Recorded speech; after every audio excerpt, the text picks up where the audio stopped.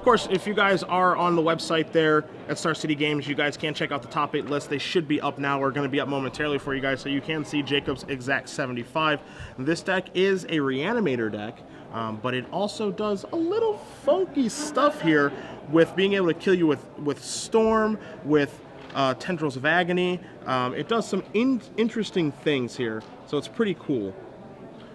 And Jason basically has a very interesting dredge deck. I mean, we saw it on camera, but you know, typical dredge game 1 can board into the Enlightened Tutor Painting Service Grindstone package after board. So I think you know, game 1 again, Jacob's on the play, kind of favors him a little bit probably, but Jason again can get some pretty aggressive starts, and he does have the Flamekin Zealot, so a Dread Return on that could theoretically just win him the game outright. So interesting to see how this matchup plays up, but I expect it to be quick and brutal. And before we do get this matchup underway, as you see, Jason has presented his deck, and Jacob is shuffling up here. Both players are going to draw their 7 cards momentarily. Do want to update you guys very quickly on the 1-8 match between Joseph Luster and Barrett Kroger. In order to maintain the integrity of this event, Barrett Kroger was disqualified. In accordance with DCI policy, we will not be able to provide additional info at this time, but that is an official statement from our head judge along with our tournament organizer here. So for anyone wondering the results of that event, Joseph Luster is going to move on to the quarterfinals here. Again, we apologize for not being able to provide you guys with any additional information, but when we are able to, we certainly will do that. But again, congratulations to Joseph Luster moving on with Sneak and Show. He'll be playing the winner of this match that's on camera between Jason Bulkowski and Jacob Kory. And yeah, definitely going to be interesting to see. You know, I think whoever wins this match, it's going to be interesting to see whether or not Sneak and Show can actually deal with how quickly some of these decks can win. Because again, Sneak and Show is one of those decks that can win quickly, but it does give up a little bit of its speed for more permission, you know, whereas Jacob and Jason are basically all-in decks, you know. So definitely be interested to see that matchup, regardless whether or not it's Dredge or Tin Fins. Yeah. And Tin Fins, again, you said that you guys did watch Jacob earlier, winning on turn 2 both games. This deck is incredibly explosive with the things that it can do. Really the only deck that's taking full advantage of Entomb right now. You know, we have seen Reanimator decks in the past have a lot of success. Jerry Thompson topping an Invitational with the deck. Reed Duke winning in Star City Games Open Series on the East Coast with the deck. There was a 1-point legacy where people thought this was the deck to beat by a lot. It's talking about previous Reanimator strategies, but this one is the brand new one that people are playing. You see 4 Entombs, 4 Shallow Graves, 3 copies of Goryo's Vengeance. And I have a feeling our director is going to be a little bit busy bringing up some of these cards on the screen for you guys. Yeah. Even a card like Children of Corliss, which, hey, not a lot of people don't know what that did unless they drafted that set. I believe that was Time Spiral Block. Yeah, it was pretty absurd in the match on the camera. Literally, almost every card Jacob cast, he had to slide across the table to allow his opponent to read it, because you know, a lot of cards that you don't typically see in Legacy these days. But a very powerful deck, one of the more fun decks to see too, just because it can win so quickly and it just looks so powerful. Like so when it gets going, you know, it just seems like it looks like the best deck in the format. Like when I was watching on the camera, it's like, why wouldn't everybody play this deck? It's just so insane. But again, I think it's one of those decks where the more people are kind of aware of what's going on, maybe they'll sort of start adapting their sideboards a little bit more. Clearly, Jacob's deck right now is really taking advantage of like a hole in the metagame where people just aren't prepared enough or aren't packing enough Graveyard Hate. So really opportune tournament for him to play this deck, and interesting to see how it evolves the metagame going forward. As you are going to see Jacob here in Tomb. On Jason's turn, he's going to cast Shallow Grave right away, so he's going to go get Gristlebrand. And this is one of the things that this deck can do here. And Shallow Grave, sure enough, Shallow Grave is going to be read by Jason. We're going to bring it up. And what Jason doesn't know is that he might be dead actually right now. Yeah, and it's so funny to see how combo Magic has changed, because I remember when one of the best quote-unquote combo decks was Illusions Donate. Sure. Because everyone was so excited that it was only a 2-mana combo, and it's basically only 7 mana. This is a 2-mana, 3-mana, a 2-card 3-mana combo. Yeah. So it's pretty crazy how explosive these combo decks can be these days. And a card like Grizzlebrand really just one of the most powerful cards they've made in the past 10 years. Yeah, there's a lot of talk about maybe this card needing a possible ban. That kind of slowed down a little bit. But, you know, if this deck is the real deal, as you do see Jacob bring it back into play with Shallow Grave, drawing 7 cards right away here, then, you know, it might be under consideration again. And the funny thing here for Jason is that, you know, Jason's off to a pretty good start here. He had a turn 1 Careful Study, discarded a Golgari Thug, and a Bridge from below. So his Dredge deck is already starting to get working. And you know that turn 2 is pretty much the turn where Dredge really goes into overdrive. So for Jacob to be able to just entomb right away because he's on the play, and now cast Shallow Grave, get Gristleman into play, and start drawing cards, 14 of them to be exact, as he's probably looking for a Lotus Petal here, is pretty insane. Looks like he has a Chrome Mox. Looks like he also has a Ritual here. Again, Entomb, if he has a Shallow Grave as well, usually he'll go for a Children of Korlos, which allow him to draw an additional 14 cards because he's able to gain all the life that he lost this turn. So yeah, that's the exact sequence of cards that we saw him do on camera last time. And yeah, I mean, to your point, Griselbrand, when it's going like this, it just looks like the best thing ever. Yeah.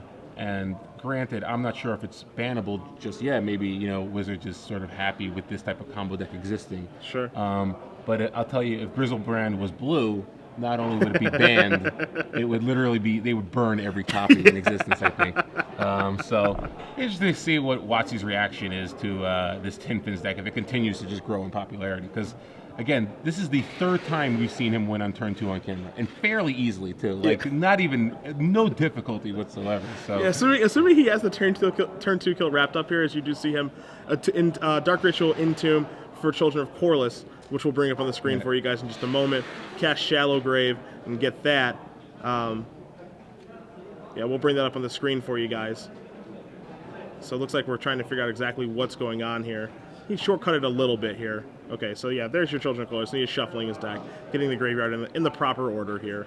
And it says you gain life equal to the life you've lost this turn. Interesting. So I'll gain 14 life and draw 14 more cards. Well, he also sacked the land to Polluted Delta. Oh, excuse me. So he lost life there. He also has Gitaxian Probes. So, Sure.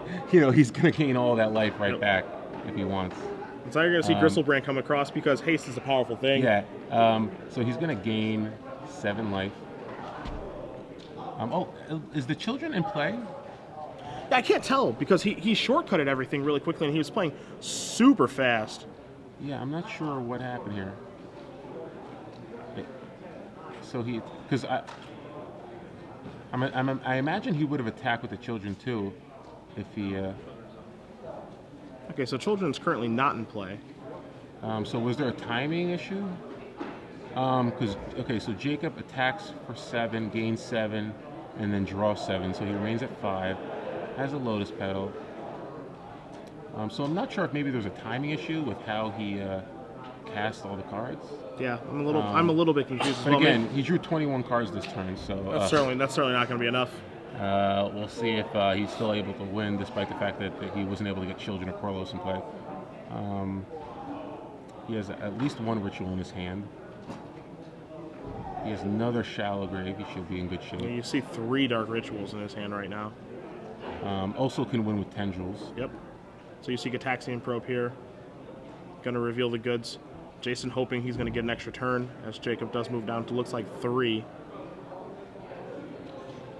And can we get a ruling from the floor as to why Children is going to get into play? Yeah, we're going to get that in from our So we'll get that, here. But it looks like he's still going to try to go off here with probably just a Tendrils route, which I believe he has enough spells in the stack, with Jason only at 13. Yeah. He only needs 7 spells, and I think he's well above that. Yeah, it sure doesn't hurt that Griselbrand does get to attack. You see Dark Ritual. 6 mana. You see Tendrils of and Agony. Tendrils, Yeah. So Jason loses. Yeah, that's a wrap. Yeah, so, you know, really, really powerful deck that attacks you from multiple different angles. So. Okay, so he cast things out of order. He just simply went too fast, Okay. and Jason basically called him on it. So, hey, so be it. You're still dead. No hard feelings. Yeah, so looks like Jacob might have been a little too enthusiastic about his draw that turn. But again, you know, when you're drawing 21 cards, you're going to find a way to win, even if you make a small mistake. So Bold statement. Bold statement. Very I know. bold. going out on a limb here. Yeah, we're going to cut back to the booth here for you guys really quickly. The reason being, of course, is it's time to give away premium. It's time to give away It's time to give away those 3 months because it is the quarterfinals here of our Legacy Open. Pretty simple game if you've never played before. We're going to ask you guys a question. You guys will tweet us the answer with the hashtag of SCG Premium. We will choose one of the people that does get it correct. It is not a race, of course. It's more about getting it right. Yeah. As it should be. And once we select one of those people who did get it right, we'll give you the recipient 3 months of premium. And please, again, don't use the internet to search for the answer. We beg, no cheating. Honor code. Yeah, I know the questions are really, really hard. We just ask that you don't cheat. That's all. And it's time for that difficult question, which of course is, in Jacob Kory's Tin Fins deck, there is a white creature that he did not cast correctly in that game. And if you're able to name that white card from, I believe, I'm pretty sure it's Time Spiral. Yeah. I'm pretty sure it's Time Spiral. You will be the recipient of 3 months of premium. Again, there is a white creature, 2 copies of it in Jacob Kory's Tin Fin deck. Works out pretty well with Gristlebrand, among other cards in his deck. He actually ended up casting his spells a little bit too quickly, wasn't able to use that properly that game, but if you can't name it, we will be selecting one person who does get it correct and giving you 3 months of premium. So here's a little wiffle ball. You're welcome. Enjoy the premium, if you can get it right. Taking a look at the sideboards here. So I think, for Jason, wants to probably play more than one turn. Yeah. But anything that can help him in the deck list that you have in front of you. And again, he has total access to Jacob's sideboard, so he knows what his plan is. Again, not sure he wants to bring in the Painter Serving Grindstone combo. He's facing 3 surgical extractions likely. I don't really see Jacob bringing in anything else. Surgical Extraction is probably the only card he really needs to slow down Jason enough for his combo to come off. So, yeah, I think Jason's probably going to keep his main deck as is, just because it's a little more consistent than the Painter Servant. As we saw earlier, he wasn't always able to draw the parts of the combo that he needs. But then again, maybe he thinks that it's just worth it because I need to try to win on turn 2. Sure.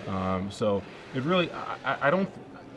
Whether or not Jason brings in that package basically depends on whether or not he thinks he has to try to get lucky, because I don't think he has to bring it in to worry about hate cards, because there's really not. Kory's doesn't have any Tormod's Crypts or Leyline of the Voids, which are typically the cards that Jason probably bring these cards in to counteract.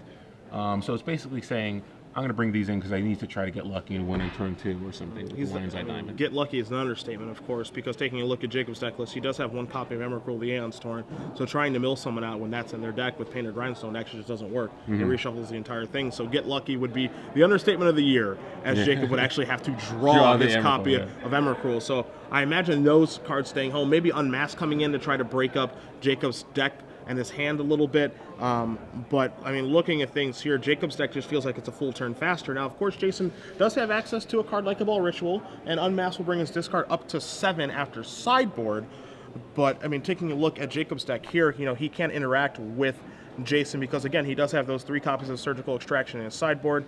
He also has 2 copies of Chain of Vapor if he wants to try to go that route, 2 copies of Massacre to take care of those zombies if it ever comes down to that, because he actually can hard cast it via Dark Ritual, and even a card like Echoing Truth is something to consider, along with Piving Needle. So a lot of options here for Jacob. Not sure if he wants to dilute his deck any, but he definitely has options. Yeah, because Jason doesn't have Icarid, a Surgical Extraction on the Bridge from Below is actually pretty huge. Yeah. So, yeah, again, it looks like Jason's probably not going to bring in anything, maybe just Unmask to try to take out a Surgical Extraction.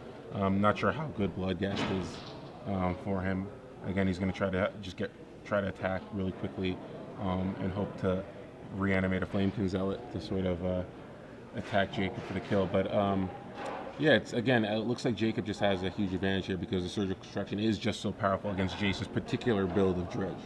Yeah. We saw another earlier Dredge deck that played Icarid. It was able to fight through a Surgical Extraction just because, you get a couple guys in play and then the Icarids just keep attacking every turn, and that's how Vidi Wijaya lost, because he was able to deal with the Bridge from Belows, but, again, there's just so many cards that you have to contend with, especially if your opponent is able to mill that significant portion of his deck.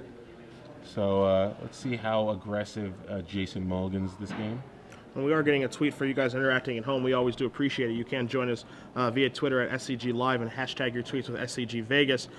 Josh Bingaman says that the point of Tin Fin's design was to get Gristlebrand banned. And if that is true and not a myth, they're doing a pretty gosh darn good job of it. As this looks like the best Gristlebrand deck by a pretty wide margin. Yeah, this is the best one I've seen so far. But yeah, it'd be very interesting to see whether or not WotC takes notice and says, you know what, this card deck is way too powerful. And certainly from everything that we've seen so far, seems like the case. But again, I mean, Jacob did actually lose in the Swiss to Huey Jensen playing Show and Tell. Not bad having your one loss be a future Hall of Famer. And to be honest, all of the matches that we've been seeing Jacob on camera have been pretty one-sided because his opponent has no islands in his deck. There are basically these non-interactive decks, like a Smallpox deck and now a Dredge deck. So you would expect Tin Fins to just beat up on these types of decks. So again, the real test will be if Jacob is able to beat the Dredge opponent and then face a Show and Tell opponent next round. You know, if he's able to, again, be as explosive and as dominating in that game, then sure, I'll say that Tin Fins is the real deal. But I don't think we've seen Jacob really tested just yet. We see game 2 begin underway here. Jacob has taken a mulligan of 6. He's kept his hand, but he is being targeted by Unmasked by Jason. We figured he may sideboard these in, as we do see Jacob's hand here of Lotus Petal, 2 of them in fact, along with a Tendrils of Agony, a Ponder, a Thoughtseize, and a Polluted Delta. So not the most explosive hand here, but Ponder can certainly bring some things together. The as Patrick Sullivan would say, the straw that stirs the drink. And yeah, it looks like Ponder's probably the card to take here, which is exactly what Jason does.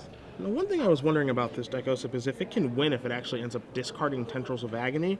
You know, it can certainly win with, you know, Gristlebrand, Emrakul, what have you, but it seems like, you know, actually having to discard Tendrils of Agony might be a little bit problematic. See how it shuffles it back into the deck, but I guess you can probably shuffle it back in with Emrakul, I would assume. Yeah, that's actually what Jacob did in the last match. He actually just Cabal Therapy himself, discarding the Emrakul. Okay. And just started shuffling his deck again, and you get to a point where you can actually just set up what the top 8 cards of your deck are, and just cast the Emrakul.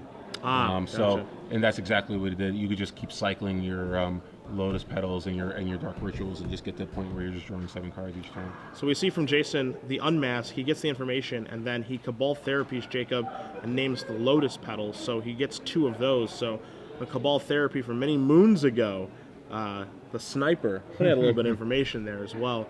So Jacob just plays Polluted Delta and pass. You see Jason going to move down to 18. You see a Sun Titan in his hand, and you see a Faithless Looting is probably going to get that Sun Titan over in the graveyard now. So a little old school play of unmask you then therapy you. Yeah. Big fan.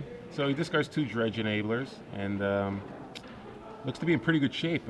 You know, a timely Unmask and Cabal Therapy kind of definitely slows down Jacob enough that maybe Jason could start getting some action going. But, you know, the thing is, he's still got to be afraid of that Surgical Extraction, which Jacob can still draw at any time to sort of put a wrench in Jason's plans. But again, Jacob, I believe, just has a Tendrils, and can't see what else is in there. But we see dredging of a Grave Troll here, turning over 2 Unmasked, Narcomoeba, and a few Dredgers there, and a Careful Study in Jason's graveyard. He does have a Faithless Looting along with a Cabal Therapy to flash back via the Narcomoeba. He also has a Stinkweed Imp down there as well. So we'll see if he has a 3rd land to flash back that Faithless Looting to move into Overdrive or not, as he's fanning out his graveyard, getting an idea of what he's got. But he's just going to pass the turn back, it looks like.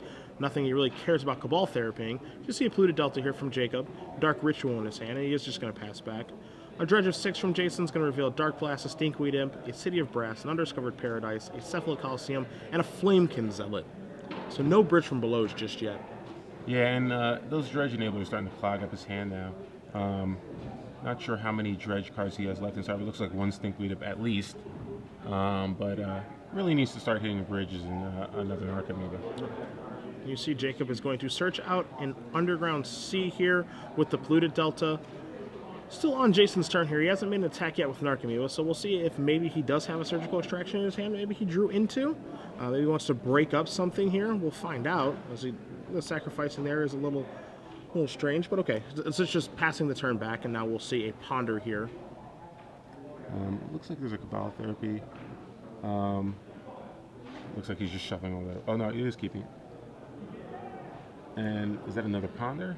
Yeah, I think he cooked another Ponder and just cleared it away with that fetch land, the other 2 cards. Yeah, and despite the turn 1 Mask, turn 1 Cabal Therapy on Lotus Petal, Jacob's still in pretty good shape because, Jason's just not putting any pressure on him.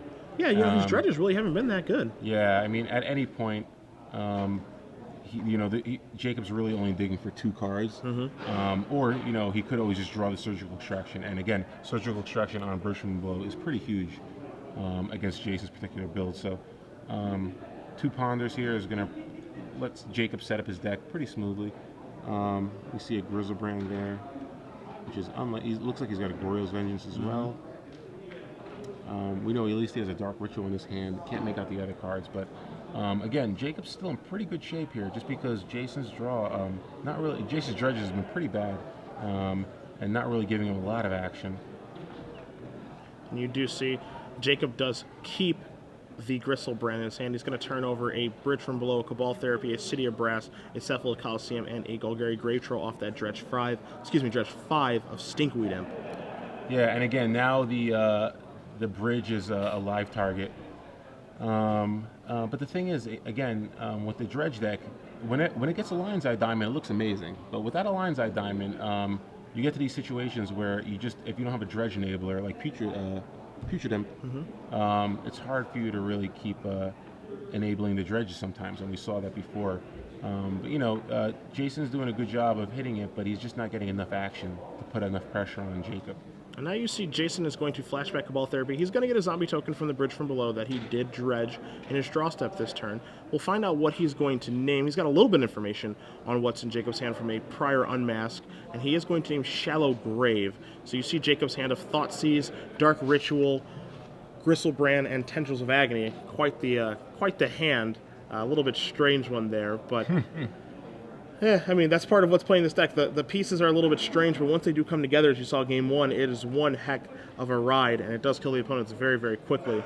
Thoughtseize is quite the bad one in his hand right now, though. Can be good on turn 1 to snag a Careful Study. Or a Lion's Eye Diamond. Or a Lion's Eye Diamond or something like that. But again, remember that he can target himself with that, and you are going to see a Dark Ritual. And what we might see here is we might see him Thoughtseize himself. And he drew a Shallow Grave, so actually perfect. Yep. And you see him point to himself. Yeah, so, you're going to see the same thing you saw last game. Looks like Grizzlebrand's going to go into the graveyard off the Thoughtseize, and now Shallow Grave will target the Grizzlebrand. And it might be time for Fireworks yet again. And keep in mind, he got unmasked on turn 1, hit with a Cabal Therapy that took out 2 cards, and it kind of sucks for Jason that he didn't do very much this game. But Jacob, I don't feel like he did a ton. He did cast a Taxing Probe and Ponder twice, and now he's looking to kill his opponent now. And he's been targeted with 3 discard spells. Yeah, well, it's a 2-card combo that costs 3 mana, so it's going to be hard for you to prevent your opponent from drawing it. Just because it's only 2 cards, and he has cards like Ponder, and again, there's just a lot of. He has Brainstorm in his deck as well. Taxing Probe will, it's a cantrip, but again, it's it's a very consistent deck because of the fact it's only 2 cards, 3 mana. And it looks here like it looks like he has enough now to just attack him for 7 and use a Tendrils to finish him off. We'll see if he can get the storm count high enough, as we are going to see him play a Scrub land, and now we're going to see Children of Kolos. I'm going to gain a bunch of life. This time I'm not going to do it incorrectly. I'm going to gain all that life back. Bridge from Below is going to bite the dust, a little salt in the eye there from the Children of Kolos. And Jacob's going to get 14 life back. Actually going to get more than 14 because Thoughtseize was 2 of it. And then and he actually drew 21 cards because he attacked with the Grizzlebrand as well. So it looks like he might gain 23 life this turn. Well, it looks like his life total is 20 now. So, I mean, his life total is changing quite a bit. We'll get confirmation of where it's at. But again, I'm not quite sure that it's gonna. Yeah, matter. It's going to be much higher after he casts the Tendrils of Agony. Yeah. So, at this point, I believe he should be able to get enough cards. To basically, it looks like I saw Lotus Petal in there too. We know he has a Ritual, so yeah, it looks like it's just a matter of time before Jason is dead. Yeah, and you see a Dark Ritual here. We'll see exactly where the Storm count is at, but it only needs to get up to 6 here, and we've already cast a Thoughtseize and a Shallow Grave, a Dark Ritual, and a Children of Kolos, so we're at around 4, maybe more. Yeah. Shallow Grave, Thoughtseize, Shallow Grave, Children of Kolos, Dark Ritual. He's randomly casting Reanimate to gain the life back. This is ridiculous. So he's going to draw a bunch more cards. So yeah, at this point, as long as he's able to get 4 mana, he'll have enough spells to kill with the Tendrils, which we know he already has in his hand. Yep, been there the whole time. So he's going to gain those lost life points back yet again. He didn't think you'd see Children of Kolos in Legacy. That is not a card I expected to see ever again. It's not what I drew up when I flew to this tournament on Thursday. Looks like he's counting the number of cards he has left in his library. I think he has enough for 1 more activation of Grizzlebrand. And again, probably just needs a Chrome Mox here. I wonder what it's like just to have like your deck in your hand. Yeah. Just going, I think I can figure it out. Well, earlier we saw him basically, he had his deck in his hand and he just set it aside because there was only 8 cards that he needed. So he just kept recycling those 8 cards over and over again. Sure. You're going to see a Lotus Petal here. We saw a Chrome Mox in his hand as well. And you're going to see a Dark Ritual. Going to move up.